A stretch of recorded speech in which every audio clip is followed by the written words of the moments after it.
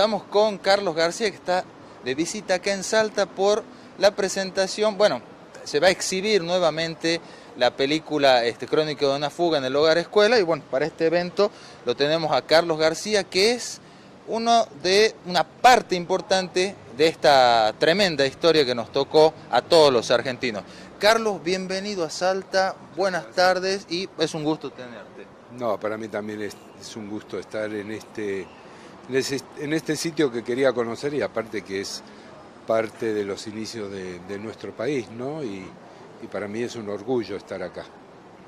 Carlos, debe ser muy complicado volver a revivir la historia una y otra vez, pero me imagino que Adrián Caetano te debe haber llamado un par de veces para preguntarte o hacerte alguna consulta acerca de la historia. La pregunta es, ¿te costó ver la película más allá de lo bien hecha que está? Sí, en realidad sí que me costó. Tuve la película en mis manos, que la bajó una amiga en internet y la tuve 3 meses, que no me animaba a verla hasta que al final un día se juntaron todos mis amigos allá en Barcelona, en España, donde yo vivía, y con la excusa de una comida, una cena, un sábado, pues vamos a ver la película. Y bueno, estuve apoyado por todos ellos y se pasó el trago bien, costó, pero se pasó bien. Y bueno, a partir de ahí fue un volver a recordar, un volver a sanear toda esa historia, cosa que debía hacer, y bueno, a partir de ahí me salió la inquietud esta de pasar la película y dar charlas, y acá estamos, ¿no? Carlos, tu personaje, ¿cómo está? ¿Está bien? Y también te pregunto si la película te pareció bien hecha. A mí me pareció bárbara. Sí, la película está bien hecha en el sentido de que no refleja morbo, no cae en la chabacanería, deja al espectador que tome conciencia y que resuelva él solo con su pensamiento cómo fueron las torturas, porque hay películas sobre esta temática y de esta época que realmente son difíciles de ver porque son muy duras. Y bueno, está muy bien realizada. Narra los hechos como fueron, como sucedieron. Hay algunos personajes que están cambiados. Hay algún personaje que no está tratado como a mí me gustaría que estuviera tratado. El mío no está muy bien tratado, pero bueno, yo quiero destacar la labor que hizo Lautaro Delgado, que fue el que hizo mi personaje, con el cual tuve la oportunidad de hablar con él, porque él me buscó, trató de encontrarme, y estuvimos hablando mucho tiempo de lo que fue la situación, cómo se puso él en situación para hacer mi personaje, cómo fue la realización de la película, y bueno, en ese aspecto nada que decir, muy agradecido a él, pero en otros aspectos yo creo que Claudio, que escribió el libro, cambió un poquito las cosas, como barriendo para su lado, pero bueno, está bien, es comprensible y tampoco quiero juzgarlo, ¿no? Carlos, solamente vos podés responder esta pregunta.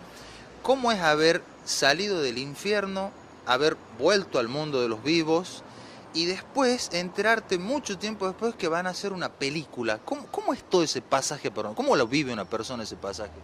Bueno, a ver, el haber salido de ahí es una alegría inmensa, aún sabiendo que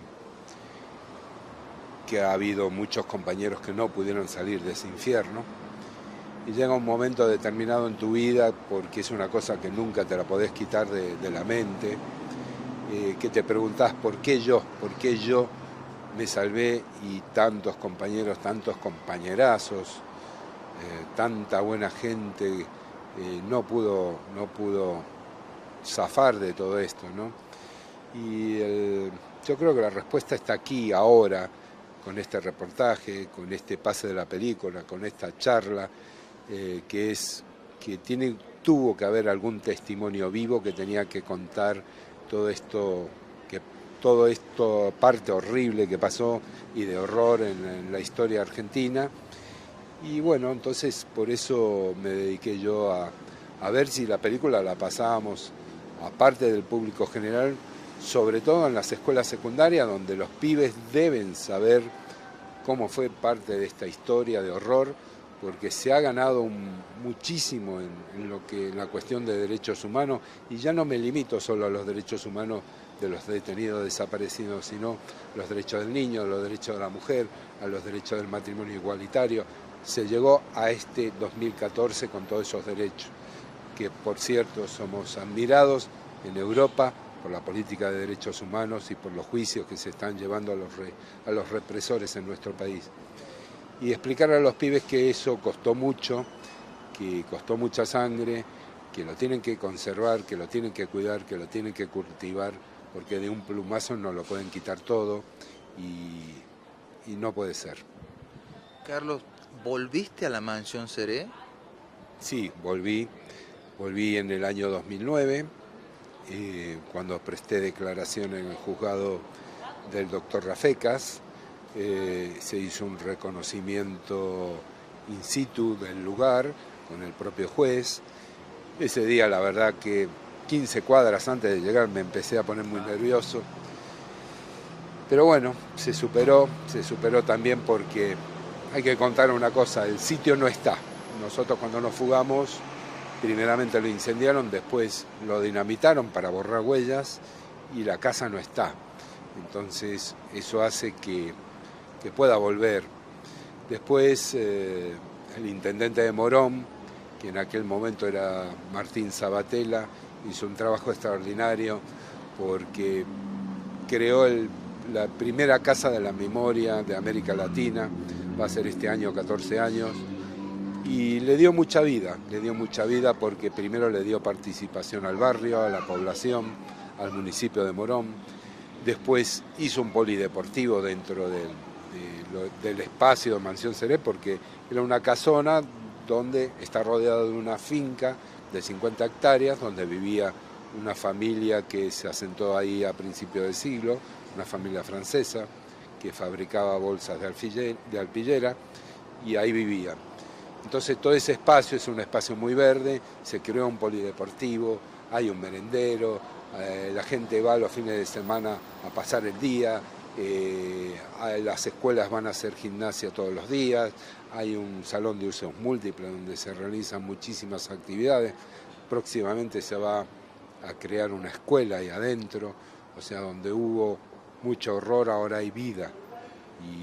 Y eso pues es lindo y a mí me permite ir y estar con una sonrisa. Diferente es cuando voy, por ejemplo, a la ESMA, donde yo todavía veo cuarteles, donde poco a poco se va cambiando todo eso, ¿no? Pero todavía veo cuarteles y veo que hay mucho horror. Ahí padecieron muchísimos compañeros, muchísima gente, muchísimos amigos. Ahí sufrieron, ahí dejaron la vida y eso sí que me da horror ir a ese sitio. Carlos, dos más. Esta también solo me la puedes responder vos. ¿Te sentiste en algún momento usado por alguna clase política o gobierno, ya mucho más acá? ¿Nunca te sentiste usado desde el lado de los derechos humanos y eso? No, todo lo contrario. Todo lo que hice lo hice por convicción propia, lo hice por solidaridad, por querer tener un país mejor, por querer una justicia social, por tener un país justo, libre y soberano, como decía en su momento Perón. Y no me siento ni ahora ni antes me sentí usado, todo lo contrario. Es una buena noticia, ¿no? ¿Eh? Es una buena noticia. Que uno no te haya sentido usado. No, y aparte yo creo que hay mucha gente que no se ha sentido usado. Yo creo que hay dos tipos de clase de políticos, los políticos que te usan y los políticos que no te usan. Yo creo que hoy en día las cartas están encima de la mesa, yo creo que todo el mundo se ha sacado la careta. Todos creo que sabemos quién tenemos enfrente. Yo creo que hoy en día con el poder que tenemos de de internet, de la comunicación. Si hay algo que no nos gusta, lo buscamos, comparamos, buscamos acá, allá y podemos discernir qué hay. Esa libertad la tenemos. Diferente es el que se deja embaucar, el que se deja operar por cierta gente y no discierne, no piensa, el que está anulado, ¿no? Yo creo que hoy tenemos esa posibilidad. Tenemos los políticos que hay hoy en día, pues está el que te manipula y el que no te manipula. Yo creo que se ve a las claras. No sé, referente a lo que se está viviendo, yo estaba viviendo en España y quise venir a participar de todo esto porque estaba viendo un cambio en mi país después de que pasamos un 2001. Bueno, yo no lo pasé, pero no lo sufrí como los que estuvieron acá, como todos ustedes que estuvieron acá, pero una época donde hubo una crisis económica muy fuerte, donde el país entró en quiebra, donde no había para comer, donde no había trabajo, y de repente todo eso, hace poco, 11, 12, 13 años, ahora hay trabajo, podemos estar tomando un café, podemos ir a cenar, no sé, se cambiaron muchas cosas. Y yo quería participar de todo esto, quería participar de esta renovación de mi país, ¿no? Y bueno, aquí estoy tratando de aportar mi granito de arena, mi humilde granito de arena. Carlos, ya que hablabas de internet y esta ya es la última, esto gracias a la magia de internet quedará grabado y se lo podrá ver todas las veces que quieras, así que tenés la cámara ahí para dejarnos una reflexión final, sobre todo pensando en las generaciones venideras. Bueno, yo a todos los pibes, cuando voy a las escuelas, pasamos la película y hacemos la charla y se quedan con esos ojos así enormes, asombrados porque la mayoría de ellos no sabían que pasó todo esto en la época nuestra, que es parte de nuestra historia, es parte de la historia argentina. Les digo lo que ya repetí antes, que tenemos una política de derechos humanos que debemos continuar, que debemos de defender, que no seamos violentos, que siempre pongamos amor en todo lo que hacemos y que con ese amor vamos a salir todo adelante seguro. Con la violencia seguro que no vamos a salir adelante. Tuvimos una época, la nuestra fue una época violenta, pero ya está, se acabó. Y ahora tenemos que construir otra cosa, tenemos que ser positivos y la única positividad que hay es con el amor. Gracias, Carlos. Buenísimo, gracias.